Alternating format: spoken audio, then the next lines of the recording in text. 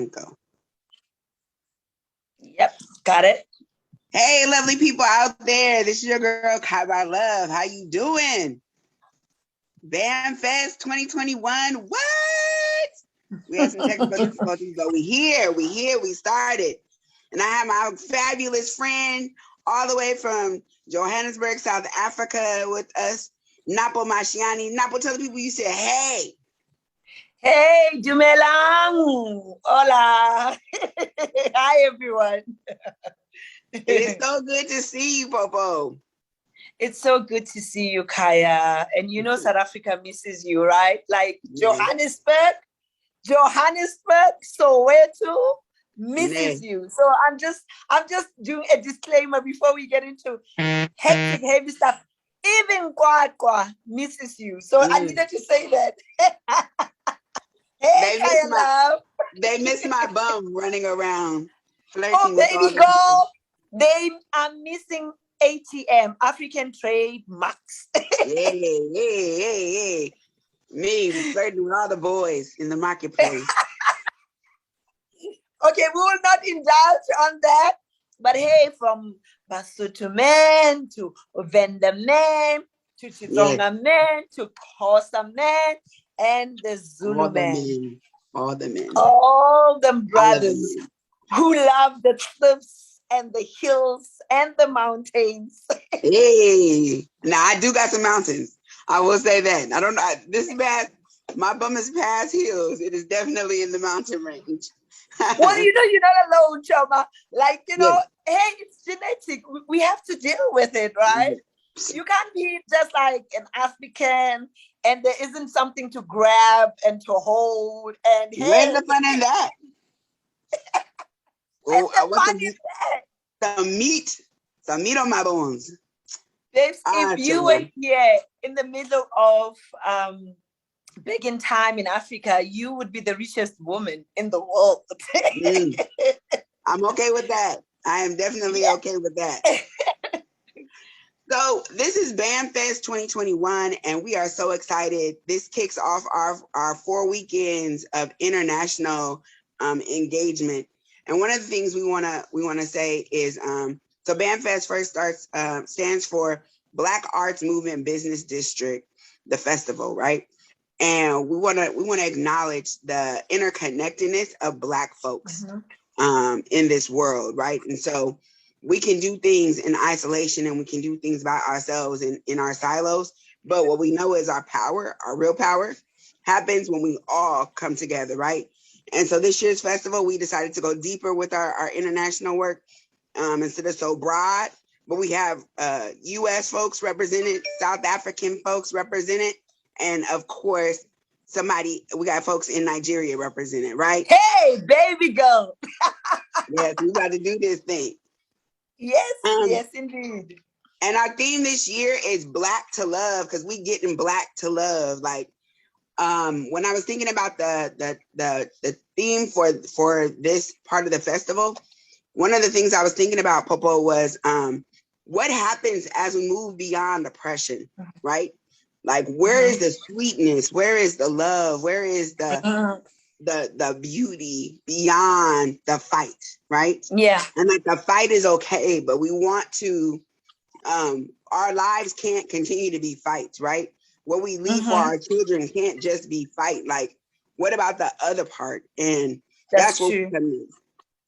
And I think for me as well, Kaya, you know, and like I think you put it so well that when you're a Black body, when you're a Black voice, when you're a Black creative, an artist, you know, there's almost like you are being born into conscious or subconsciously into becoming an activist. And I think for me, and like you, I've come to realize, and this is why I'm so happy for this year's theme, right? Back to love, Black to Love, because we are so much associated with trauma, with always being at the battlefield, with always, you know, raising our fists. Like it's very hard to associate Blackness with love, with laughter. And one of my favorite, you know, creatives and artists and my mentor, you know, John Kani, who is part of the Black Panther, right? Season 1, you know, there was an interview I had with him, and I remember him saying that all as African creatives and artists, we always have to remember that if the lilies and the roses can grow in a suburban kind of like white area, they can also grow in the ghetto, right? But also that within that ghetto where we are fighting, where there's so much association with violence and self-hate, there's also so much love and comedy. So there's a street comedian, there is a street poet, there's a street storyteller, and there's all of us are made and come from love. Even if we coming from different ethnic groups as Africans, or if we coming from different backgrounds, and we are so much layered. We cannot always be associated with the fact that you come from the dusty street or the violent streets of the ghetto or the township. And for me, I think as I grow older as an activist and a cultural voice, I feel like we need to show all sides of our Blackness. I completely agree. As you're talking, I was thinking of like growing up and like, dealing with like some really heavy junk in my family, like really, really heavy junk. And in those moments, having like the biggest laugh fest with my mom and my brother, or you know what I mean? Like I'm about to pee on myself. Like it's so funny, whatever is said or happened or whatever. And in the middle of like real heavy, like trauma and junk, but definitely like how they say you laugh to keep from crying, or you laugh yourself to crying, right? Because they're also that joy lives there too, right? That joy is very much a part of us. And I agree. I think like going to a barbershop or little interactions you have at restaurants, a hair salon, at black restaurants, right? Yes. And you're right, because I always also say when people like, oh, what inspires you? What got you into theater and spoken word? I'm like, I come from big ass, strong, intelligent, independent women. And yes, in the standards of the European setup or contemporary setup, we call them feminists, but I come from women who were loud and present and always claimed and reclaimed the space. And if the space was not there, they would recreate that space for themselves, whether they were cooking, whether they were the gossip in my family. I've got 6 big ass aunts. The gossip and my love for language, literally came from hearing this one gossiping about this one, or this one gossiping about the neighbor. And for me, that's what created dialogue and created this world of fiction that even the people that I didn't know, whether it was witchcraft or black magic and things that were taking me beyond what my grandmother as a storyteller was telling me about fairy tales and folklores and all that, right? And I always said that my aunts, a song when they're cooking will just bust out. So, when this one is arguing about this family recipe, and then all of a sudden there's an argument, but from the argument, the other one starts like a very spiritual song. And then when I leave the kitchen and I go outside, my uncles are slaughtering a cow or doing some ritualistic, theatrical thing that also allows them as Basotho men to dance and sing. And then across the road, somebody's giving birth and the midwives are singing to receive life. When somebody dies, you see the whole community literally communing together, and hence the essence of Ubuntu. I am because you are because I am. And as people are mourning, and you see the whole village mourning in song, in dance, in poetry, in performance, just to comfort the person who has lost. So there's life rising, there's life being lost, but there's also laughter and gossip and comedy that we are all part of beyond the trauma and pain and the scars and the wounds. Yes. That is so true. I remember growing up in my cousin's kitchen, somebody's cooking, the girls are getting like one mama's doing the girls' hair, and there's gossiping. And then I was always, I'm a bad butt, so I would be in trouble.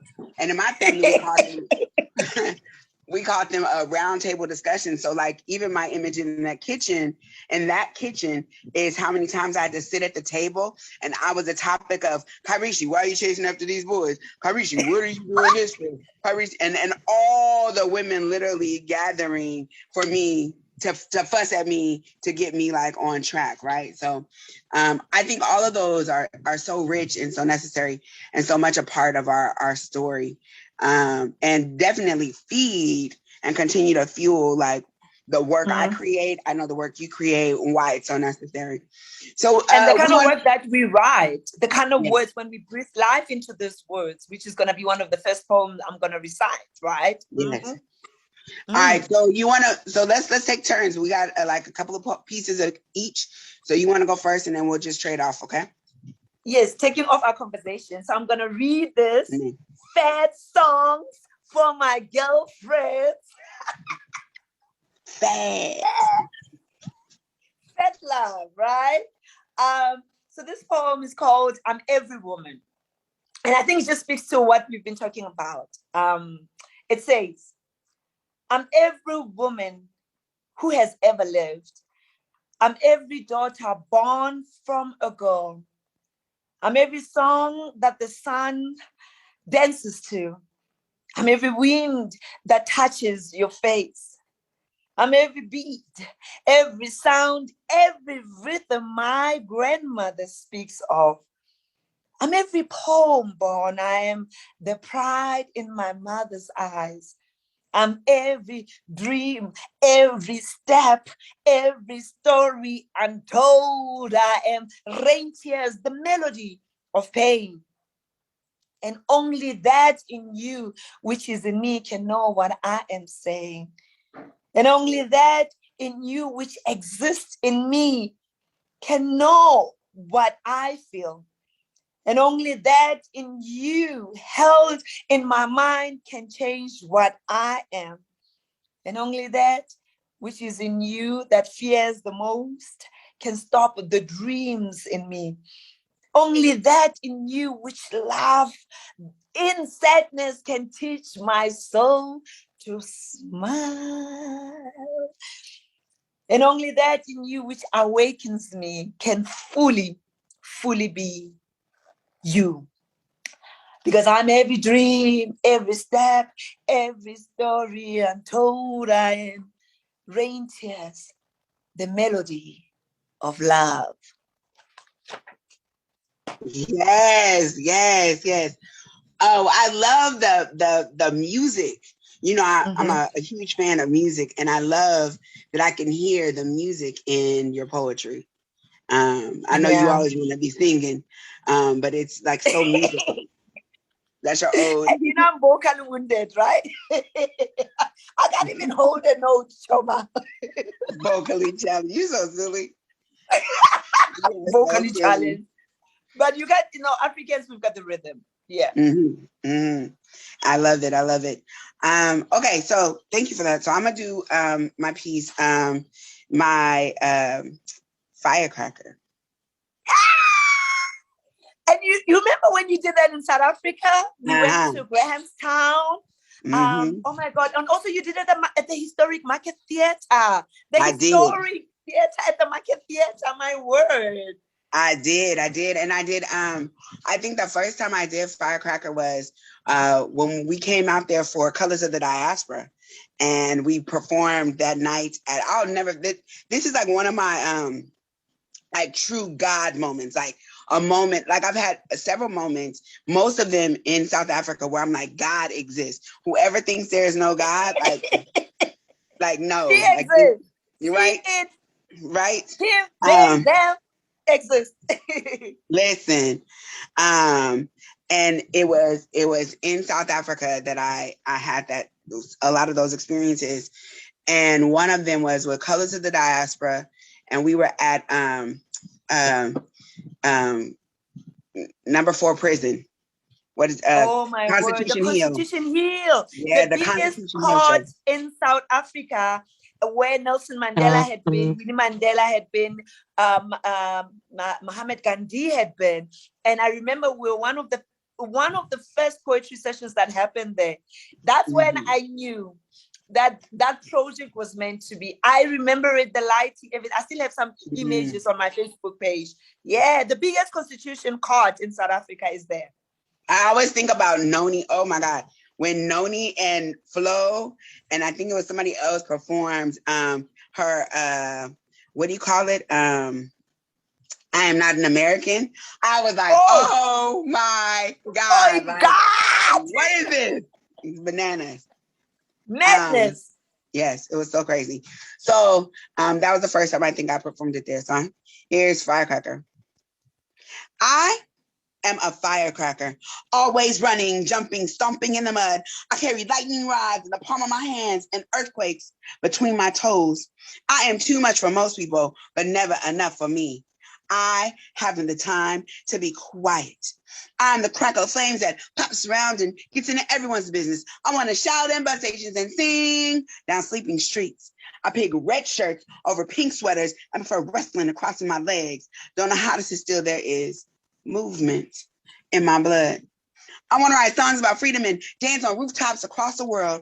I want to send my voice to FedEx and give you pictures of my beautiful body via email. I want to scream, carry a slingshot in my back pocket so I can shoot rocks into the eyes of anyone who trespasses on my feelings. I want to heal wounded souls and make love to beautiful boys on baseball diamonds. I am a hot mess. Child of Shango, spirit of Oya. I was born with the urge to move, beat out sorrow with my legs and bring out happiness from the sky with my bare hands. I have no desire to be a straight girl walking in a straight line, always doing what she's told. I want to be bold, pushing out whirlwinds with the rhythm of my tongue. I am that girl's best friend, the one with crooked ponytails and scratches on her knees, showing her that self-love doesn't come with a price tag. I have no desire to be quiet. My brain moves too fast to sit still. I'm yelling out his stories and her dreams because no one else has agreed to stand in line. I don't know how to have polite conversation or speak soft. My walk is a jolting rage, asking to be recognized. I want to greet strangers with a roar and give birth to controversy. Check this out. I don't want to be with a man unless he is enough to let me be this big girl with too much butt for subtleties. I'm a wildish nature woman that plays with the moon, talks to elephants, and isn't afraid to ask questions. I am a firecracker, always running, jumping, stomping in the mud. I carry lightning rods in the palm of my hands and earthquakes between my toes. I am too much for most people, but never enough for me. I haven't the time to be quiet.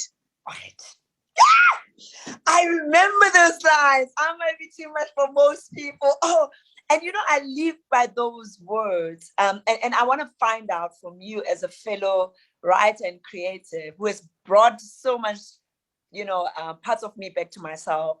Like that particular line, and I love that how with the firecracking and how it's spoken word. And I think also because you and I, we come from theatrical and performing arts kind of like perspective. But what did you mean? Because I've never asked you this for all these years. What did you mean? What did you mean? What do you do? What was the meaning behind, the inspiration behind that line? When you say I might be too much for most people, but I'm what? Never enough for me. I think it's interesting. And I'm glad you asked me that question, right?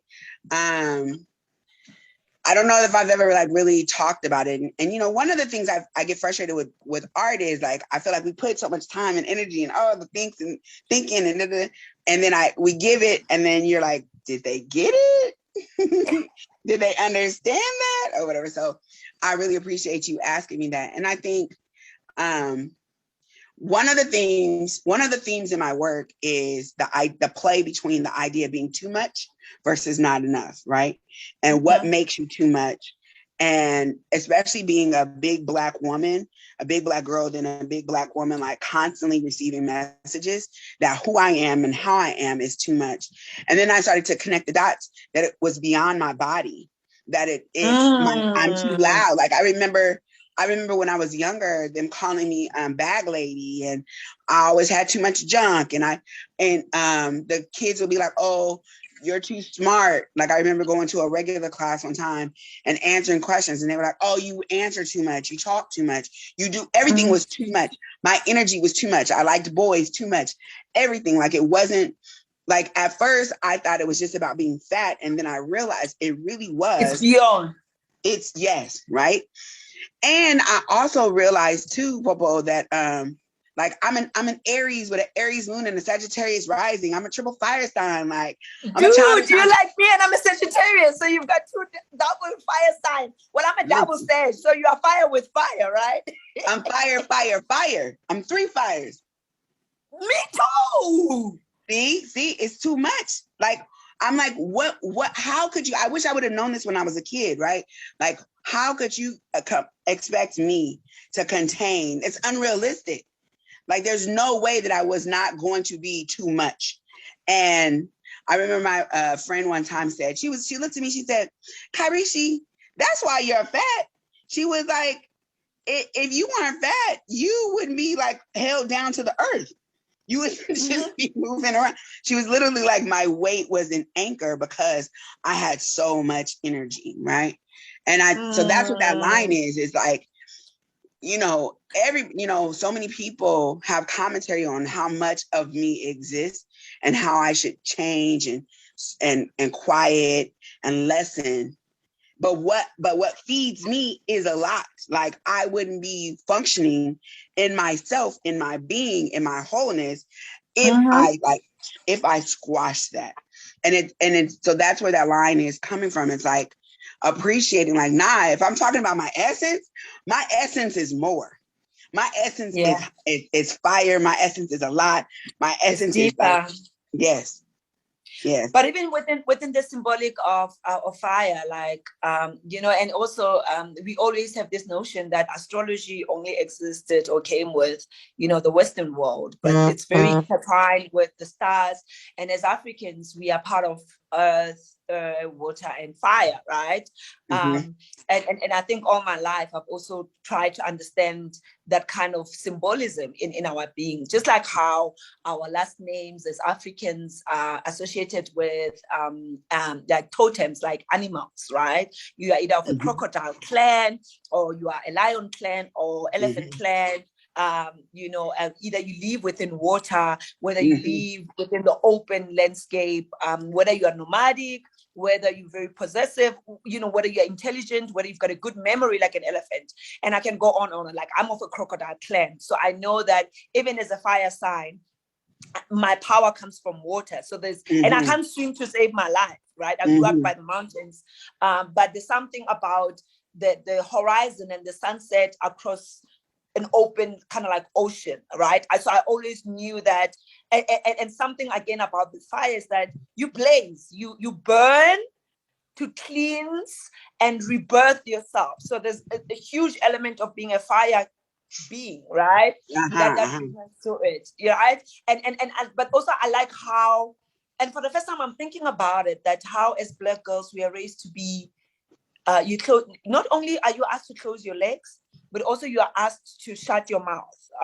You can't have you can't have opinions. You can't ask too many questions. You're too much. You're too much. You're too much. And for me, it resonated with that particular line that I might be too much for most people, but I can never be too much for myself, because I am so much more. And it's not in the fact that I've got big bums, curves and booties, and or that my beauty is too much for everyone, or my hairstyle is too loud for everybody. But it's also in the essence and the deepness of who I am as a Black girl who comes from such an amazing core of Blackness, and somebody who stands in its own love. But also I heard, I'm like emotional creature. I heard too much. I get attached to so many things, right? But thank you. Feel too I'm so deeply. happy that you talk about that. Yeah? I said you feel too deeply. We feel too. So when we love deeply. When we hurt deeply. When we advocate, when we are angry, when we are right there by the battlefield, we understand that it's war, and it's war on not just me and you, but on us, right? Because we come from us, and we sort of kind of like place. And I wanted to read. I'm looking for it, but there's this amazing poem that I wrote. And it was specifically written for Winnie Mandela. And the reason why, again, it sort of resonates with what you and I are talking about, is because she was shunned a lot of times. She was just too much for apartheid system. And with South Africa coming into its freedom, she was also too much for a lot of Black people. right? And in particular, Black men. And I find that she intimidated a lot of white women, and including white men, but also Black men just couldn't deal with her because they couldn't contain her, right? So I wanted to read this poem that it's called Phenomenal Woman, and I did it when she turned 70, and I just want to share with everyone else. It says, I am, and I can't find it, but I hope I remember it because it's something that I've performed over the years. But it says, I am, there's a silent tongue of thunder before the rollout of the rain. From the silence of our skies, what song, what psalms, what mystery among these blades of grass has the good Lord made? She has made my mother, my sister, my daughter, my warrior, my aunt, my teacher, my priestess, my twin, my grandmother, my lover, my healer, my world. God has made you a phenomenal woman, the very essence of this lifetime. They are young girls who use culture as their home and the world as their mirror. Young girls who refuse to fall from their childhood like leaves that weep from a tree.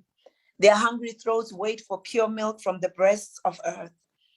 And their sisters who hit the streets like lightning to tell stories that even our hearts will never write.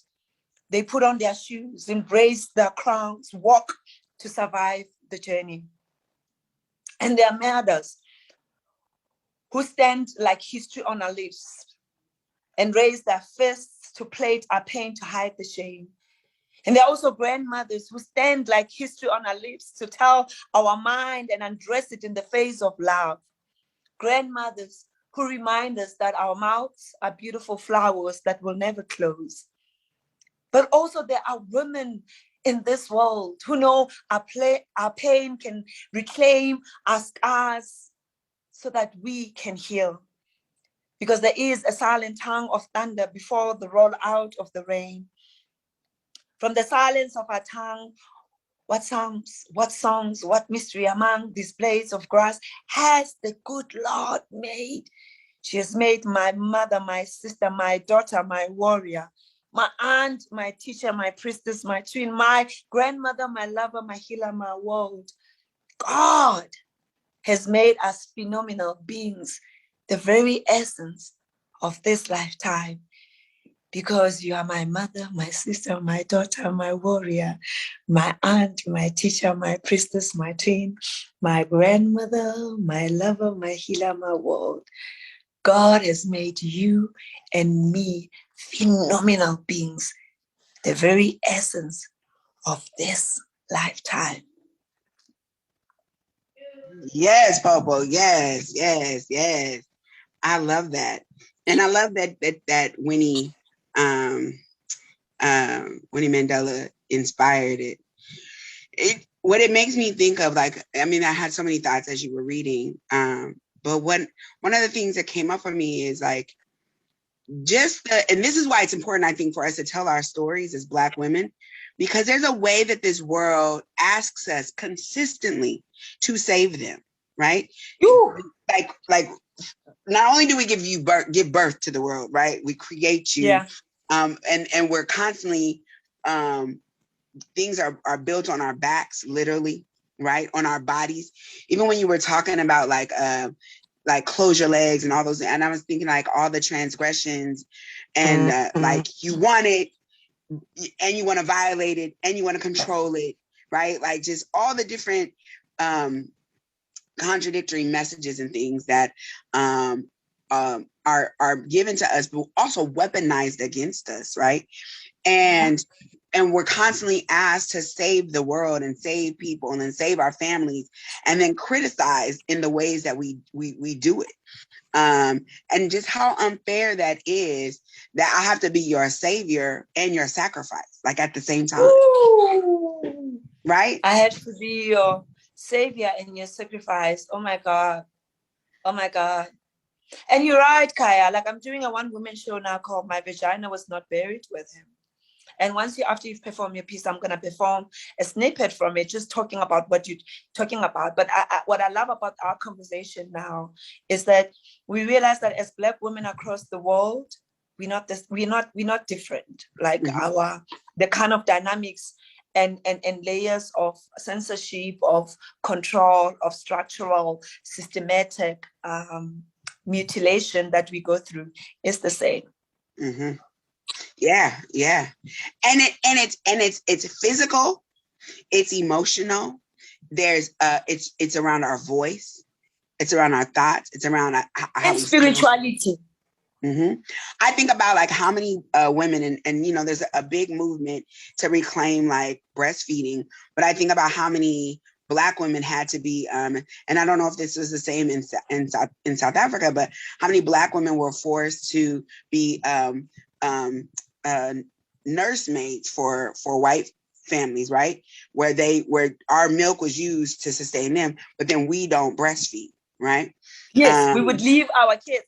Both my grandmothers, both maternal and paternal, one of the theater plays I did about August, the 9th of August, 1956, when they marched to the biggest high court or parliament in South Africa, it was also because they were both domestic workers, so they were helpers, right? And they, especially my maternal grandmother, you know, she would literally be pregnant, give birth, leave the kids for my mom, who was the firstborn, to raise them, and go and raise white kids.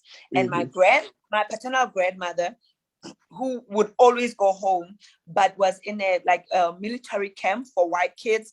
So even within the symbolism of just nursing from breastfeeding was not just in the literally form that she would leave my father and his siblings and go raise white boys who were training and being almost like very, very systematically, you know, exactly right, systematically being brainwashed to go and kill the kids of the women that were raising them. So you had to, you know what I mean? So my grandmother, especially my paternal grandmother, in a military camp, taking care of white teenage boys who were training every day, being told every day that Black is ugly, Black is violent, Black is wrong, Black is not Black in the eyes of God. God is white.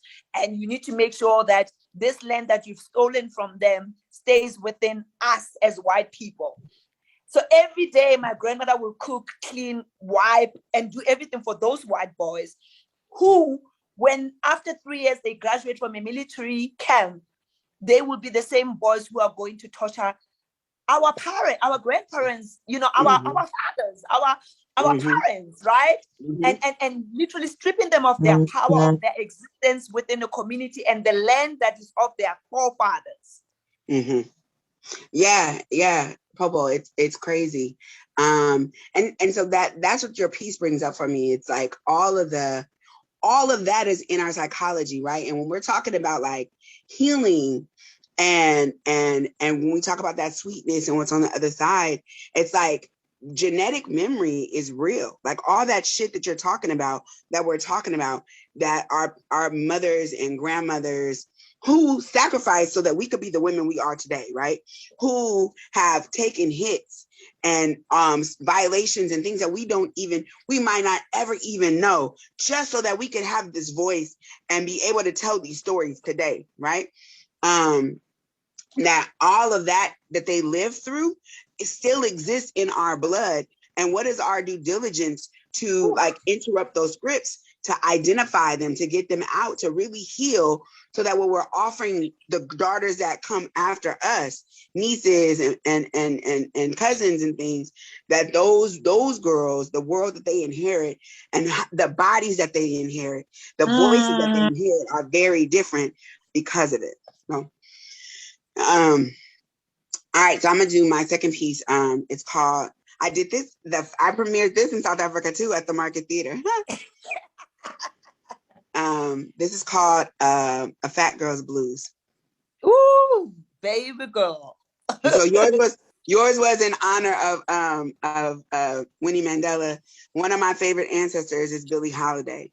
I don't know if you got to see her new movie, The U.S. with Andre with the U.S. versus Billie Holiday, but like, I even think about like so much of how the stories have been co-opted and how they present these women to us. And then when you like now I'm finding out things about Billie Holiday that I'm like, and she's been one of my favorite ancestors my whole life, Aries woman.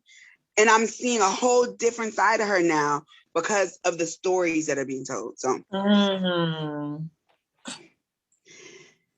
my life ain't been much of a pop song. Riddled with flat strings, deep horns, it feels more like the blues, like Billie, wearing old beat up shoes.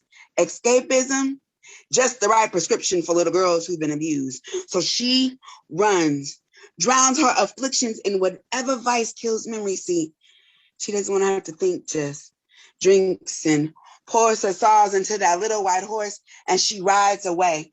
Lets herself fly until night melts, and today she puts her pain in a mic, her life in a song, and she sings the blues like a lady, like childhood trauma feeling disappearing acts.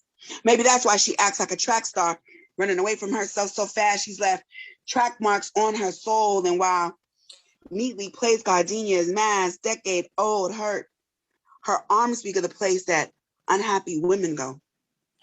I see myself in her voice. Her lyrics color my story so I know where she goes when she wants to sink into her own skin. Understand what makes her want to disappear. Drift away on a cloud of ugliness, nothingness. You're just not enough. Sometimes I get lost. Feel like the cost of being fat is too high and life is just a little too hard. Trapped in a prison of melancholy, searching for happiness, wishing I were skinny. So I stray, try to lose myself to avoid the ache instead of drugs. I hide behind food. Lock myself in a coma trying to get away. Heroin was Billie's drug of choice, but chocolate is my escape. Well, chocolate, ice cream, chips, any other form of junk I can get. See, food gives me a comfort that no one can touch. The kind of fix that makes me feel normal when everyone says I'm too much. Overwhelmed with pain, I feel like a fiend, like I'm strung out on shame, and I just can't seem to break free of this shape. And while most days it feels like betrayal, my body is often the one place I feel safe. I'm heavy, bogged down with inadequacy, a story without hope, broken spirit rambling like a guitar slide through sorrow. And the more I hurt, the more I eat. Locked inside everyone's perceptions of me, I can't believe there is something on the other side like sweetness, love nestled in sound. Feel more like unwanted confusion than a beautiful possibility. Craziness stuffed inside notes without range. 12-bar bitterness wrapped in struggle. I have forgotten what promise feels like, so I cling to the sadness in her tone as she sings. She sings the blues like a lady, pours her sorrows into that little white horse, and she rides away. Lets herself fly until night melts into day, because see, somewhere along the way, she never felt good enough for this world. Broken-hearted little girl, all grown up. Popo, I know where she goes. Oof. You just made me miss live performances. When you come back home, your other home next year, we need to do a huge poetry festival at Sibiko Art Center, like east of Johannesburg. We just need to, I just like goosebumps. It's just like part of me and everything else. And I just want to do a monologue from my vagina was not buried with him. I think it will explain itself and we can talk about it, because I think in us as Black women, as we find our emancipation, as we reclaim our freedom, there's something that's happening to our Black man. And I think it's also part of infliction that the system, the structures, the capitalist world is constantly injecting on our Black brothers, right? And so as we talk about Black to love, I think part of us as advocates and as performers is to remind our brothers that they're beyond the statistics and the numbers, and and let me just do the piece and then we can talk about it. Welcome to South Sudan, the endemic of rape. But also, let us go to Togo, where it took a year's petition for the court justice to imprison the rapist who had raped a 12-year-old girl whose uterus had to be removed. Ladies and gentlemen, let us go to Zimbabwe, where 1 in 83 girls have been raped before they turn 18. While up there in Morocco, a video of a 12-man raping a young girl went viral. Bana beso, itlang lena, na mohlakwana wa phola disema mailang wa thelang. Ngwana na poa mosito, ngwana se fikele sa bo paile le paisi se thebe enelana, phako e tona e hlolwa ke tshadi. Ha ke je sengwatha sa maobane ke ja polokwe, ke tla e ja ha meditithea, ha dikgomo tsa bo mailang wa thela di kena. Welcome to Lesotho, my home, where 90% of male inmates are convicted and jailed for sexual violence. Ladies and gentlemen, welcome to Gambia, Somalia, Egypt, Nigeria, where your vagina can be weaponized against you, where cities and streets are named dangerous for us, where rape is a weapon of war, where human trafficking and abduction are a norm. Welcome to Africa, where what's between your legs can be used as a torturing tool to silence you just because you're a woman. And then I would like to welcome you to where I am, the south part of the motherland, Mzansi. Ladies and gentlemen, welcome to South Africa, the kingdom of femicide, where we are still mourning. Hashtag Tsegofatso, hashtag Karabo, hashtag Uyinene.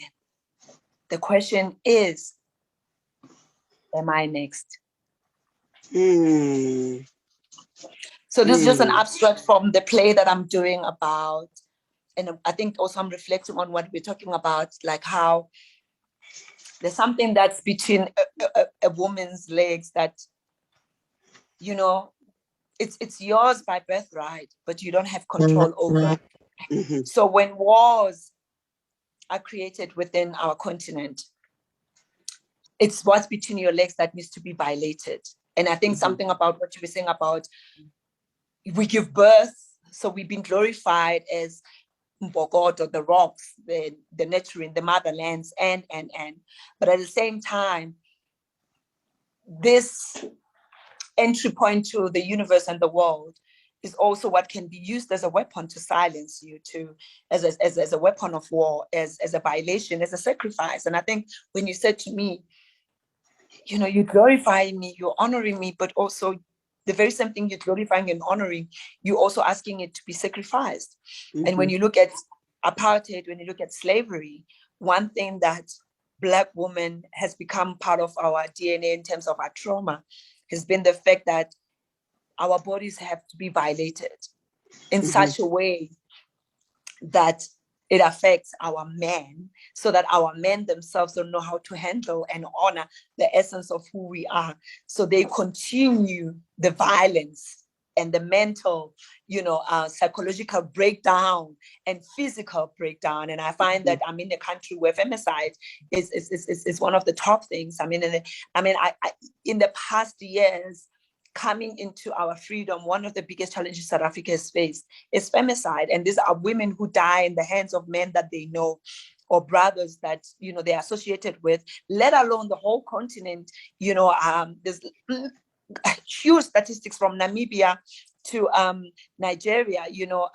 There's constantly numbers that says in Kenya, femicide is a lifestyle, in Zambia, or in Somalia, just during the first lockdown, girls were violated, and we need to break that chain, Kaya, because it cannot be our legacy, and our daughters, our nieces and nephews cannot inherit this DNA. It's wrong. Yo, Choma. It's so crazy. Like, as you're talking, I have a piece I'll share with you one day at some point. It's called Somewhere in Liberia, and I wrote it about child soldiers.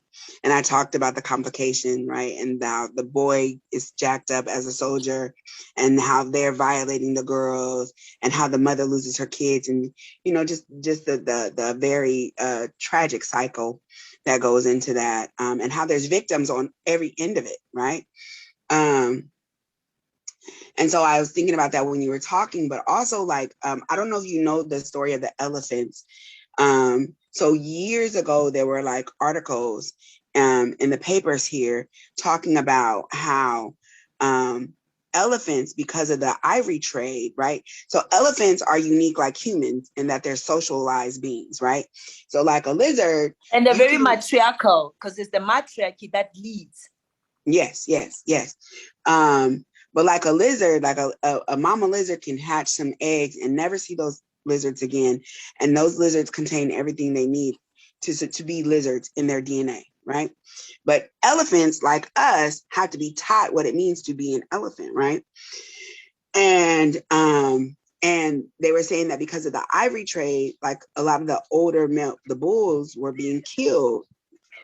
And you had these young bulls running around raping people and rhinos and stomping on folk villages and like literally acting outside of what it means to be an elephant, right? Because there's no point of reference. Exactly. And so they were having to like relocate these young bulls and put them in like game parks and things so that they could be taught what it meant to be an elephant. And this and I think what it proves for me is, I think, we look at ourselves and our brothers and think about like how could you get to that point? And what it shows is like when somebody has your mind, when your mind is snapped, the depths of disconnect you'll go to, right? Big time. And that is what all that violation is. And that you don't even recognize her as your mother, as your sister, as your love, as your salvation, as your partner, right? As your other. Yes. Which is then it separates the whole notion of love, that how do you cannot not love. So when you're stripped of your point of reference, and that's how I always say that when I talk to different universities and across the world, when I teach African theater history and I talk about change, when I'm especially at the uni arts in Sweden, I talk about representation. I'm like, representation is key because you're dealing with migration and artistic immigration, but also there's a lot of the world is so intertwined. There's intersection happening across our landscapes, and Black bodies are in Europe now. And I always talk about in our academic space, even in South Africa now, when we talk about decolonizing the system, decolonizing the curriculum and the educational ways that we teach, is that why would a university in Sweden and Brazil ask me to teach African theater history, but not a university in South Africa, right? But that's also, you start thinking about when points of references and documentation and archives and living, walking, speaking libraries or physical libraries have been removed from the eyes of the people. It's part of you being stripped of your identity. And I kind of feel like it's a new way of colonizing you. So they have to work into your minds that theater started in Greece. And I'm like, no, it didn't. Spirituality comes from Europe. No, it doesn't. So constantly, a lot of us, part of our work is to reconnect with what's lost within our history, but also to document it and to bring it to the presence. And that's when I say, like, representation matters. A point of reference, my own reflection. And also that's why women like you and me are so important and very, prolific for young Black girls across the world, because they need to see somebody who's like them, who sounds like them, who speaks like them, who behaves like them, who has same like texture, layers, who's crazy and crazy in love, crazy in art, crazy, angry, crazy in all these dynamics, for them to know that they are not crazy, right? So that we can find new forms, right? And we can say that we are more than feminists. we are more than womanists, we're humans. And this is who we are. It's been part of our history and our DNA, but it was taken away, and we need to reclaim it and reconnect with it and reposition it into spaces that we work in and through the work that we do. And hence, I think that's one of the connections that constantly connects you and me, how we try to show young kids from Kwakwa or Soweto and young people from Oakland to say, you're no different. The circumstances, once everything's stripped off, once the media is removed, you and I are of the same, not just color, blood, roots, and experiences. So we need to be an alliance. But also that's what the world fears the most. Definitely. And as you were talking, I was thinking like, and you can't have humanity without us. You can't have the richness of life. You can't have the stories. Like you can't, try as you may to wipe us out. Like you can't. We're going to keep making the way, right? The stories. And you can't remove us because we're here to stay. Yes. Right? Yes. So this last piece I'm gonna do is it's for my one-woman show, Too Much Woman for This World, because I am too much for this world. And in it again, I play with the idea of being too much versus not enough, and all of the messages and all of the things that that became the junk, the noise in my head. And me trying to sift through and figure out who Kyrishi was and how to love myself beyond that junk. And this is called What Do You Do? Change, shrink, move, sit, stop, hide, look down, be calm, lose weight, turn, apologize, drop eyes, shroud, sink, become invisible. What do you do when you're 9? A little chunky, cute and fierce, making moves through the world like monkey bars and Foursquare, hopscotch and swimming, an endless burst of energy, dancing your little heart away. Then he comes in with a thrashing tongue telling you something's wrong. Never mind genetics. He don't care how much you do. You're not doing enough. Too lazy making you too much, and it's wrong. No one will ever like you. You won't get very far because you're fat. And no matter how much you try to drown him out, you just can't. See, his words are like Sisyphus, and the more you knock them down, the more they come back stronger, harder, deeper, telling you to change, shrink, move, sit, stop, hide, look down, be calm, lose weight, turn, apologize, drop eyes, shroud, sink, become invisible. What do you do when it's her too? Your mother, first teacher, nurturer, the one who gave you life, your brightest light, closest thing to God you will ever know. Your model for womanhood, sharing her bad habits, buying food and then telling you not to eat it, expecting you to change, putting you on diet after diet after diet, introducing you to self-hate because someone told her not to like herself, probably her mother, and she believed it. So you followed suit and believed it too, because even whispers falling from lips carry weight when the person speaking gave birth to you. Created the pieces that make you special and imperfect. Says she loves you yet fills you with pain, telling you to change, shrink, move, sit, stop, hide, look down, be calm, lose weight, turn, apologize, drop eyes, shroud, sink, become invisible. What do you do when it's not just him or her or them? It is everyone.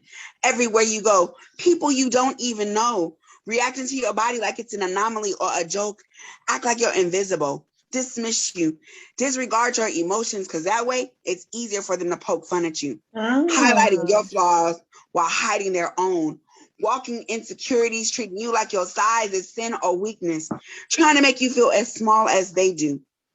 Childhood playmates, folks at school, women in nightclubs judging you, stares, walking all over your feelings. Boys who like the way you look but won't tell their friends. family members joining in, the persistent notion that you should be thin or at least want to be. And if you're not drunk with the desire to be different than you are, something must be wrong with you. Because as long as you are too much, you will never be enough.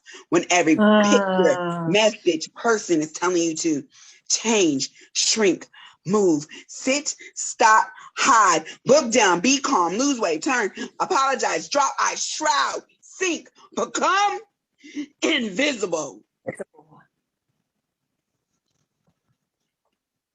Where I come from, hearts are chained together, beating in one rhythm, searching words like fat music. Where I come from, hearts are chained together, beating in one rhythm, searching words like music.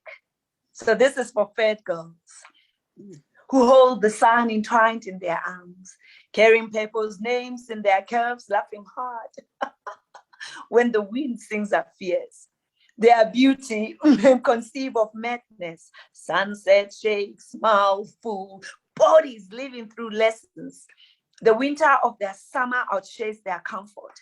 They can hear themselves beyond the touch of their toes. These full-size girls who allow the moon to blaze their feet until the yellow blanket cloth their waist. So this is for fat girls who play philosopher's stones to build temples in our minds, to write life with one hand, to walk sideways with idiocy. Fat babies who perch on mountain tops reciting Asian chronicles. Fat girls who sharpen swords with their teeth to swallow adversity, thumping, calling healing through our pauses. Their being bears breathless authority. Harmony resides in the depth of their spirits. This is for fat girls. The lady who's my aunt, an old woman, my grandmother, the wife, my neighbor, child girl, my sister, my soldier, the prophet, my mother, every witch healer I have ever met. This is for all schizophrenics, maniacs who ski on river tears to feed the void within our souls. Their faces bent, knees tall, stomach packed of mayonnaise, born of seconds, earth eaten blind. They named you fat to own your pride and lie so that you can die and swallow your pride. Baby girl, tell them that we are thighs thick, but huge, face tied, nose broad, breast tall, walk styled, hands warm, voices loud, neck thick, mind sleek, feet long, that we are creators of lullabies born at the baseline between the composers of this armor called love. We are but huge, waist tight, breast tall, nose thick, lips big, walk style, hands warm, voices loud, neck thick, mind sleek, feet long. We are love. That's it. That's it. That's it. Choma, my phone is about to die, but I'm happy. That is it, Choma. You know, we're gonna wrap this up, but I think how important it is that women like us that are too much, that have so much to say, that dare to tell our stories, that dare to show, when you say we're talking about representation, right? That dare to show other models how dope it is that we exist, that we are bold, and that we're doing this. Because how do you get to a new world? How do you get to some place where you know your birthright, where you feel good in your skin, where you have the audacity to move, to reclaim, to love, to fight for, to be something different? How else do you get there if you don't have too much, right? Like, how could I do this if I was scared of my voice, if I was constantly like fractioning myself into pieces? Like, the only way to get to our wholeness as a people is to be a whole person and to inspire others of us, especially Black women, to walk in our fullness and our wholeness. And the truth of the matter is that Black true love is part of healing, right? And for us to heal, we need to show those young girls, young Black girls who are coming behind us, that we will be everything that possibly was robbed of us and our mothers and our grandmothers. So part of healing is to have that representation and to show them that you're not crazy. You are made of love. You come from love. You are part of the other. So I said actually to one of the young journalists who was interviewing me yesterday, I said, you need to see your reflection in me, but I also need to open the door and create a long table for you to sit with me, because I might come from a society and a system and a political structure that didn't allow me to see myself in others. So I need to make sure that in showing you love and in my process of healing my younger self, that me becomes your dream, because my dreams were nightmares that I had to constantly dream myself out of. Yeah, Popo. In my religion, Ifa, they talk about healing a generation before you and healing a generation behind you. And that's exactly we are that generation. Yes. And it is crucial to our survival and our success and our thriving, right? Because we don't want to just exist. We know we can, like we're African people. We've been here before. Right? Yeah. We've been here before. We gave birth to the world. Like, we can survive, and we know we can survive. We don't want to do that. We want to thrive. We want to move in joy. We want to be able to direct. We no longer are surviving. We are living. Yes, living, thriving more. Like, what if joy is our best medicine and we drink that shit every day? This is for my mother. Back to love. Yes. I'm done. This is for my mother. This is for your mother. This is for our grannies. My aunts, my sister friends, and every Black woman who exists and is yet to be born as another girl. Whether you have heels, whether you have like heels or little mud holes or big old mountains that you walk in, or cliffs and hills, the view on the other side, the countryside on it. Whether your whole body is like clock, clock, clock. Quack, quack. I said, I love you. I think we're gonna get cut off, but I love you. Thank you so much. And we still have 3 more shows that are coming in the next couple of days. And I can't wait to immerse ourselves in all these amazing creatives of Blackness and Black to Love. Thank you so much. They're going to be so fire, Choma. And see you end of the month in one of the biggest international festivals, virtual hybrid here in South Africa, with women from Haiti to Jamaica to Ghana, again to Nigeria to South Africa to UK to Brazil. So listen, I'm gonna see you very, very soon. Yes, and I love you, Choma. I love you, Choma. Shout out to Iodele and Zinga, the mastermind behind BAMFest 2029. We love. We keep it going. I love you, Popo. I'll talk to you soon. Bye. Thank you, guys. Bye. Bye. Fat gals.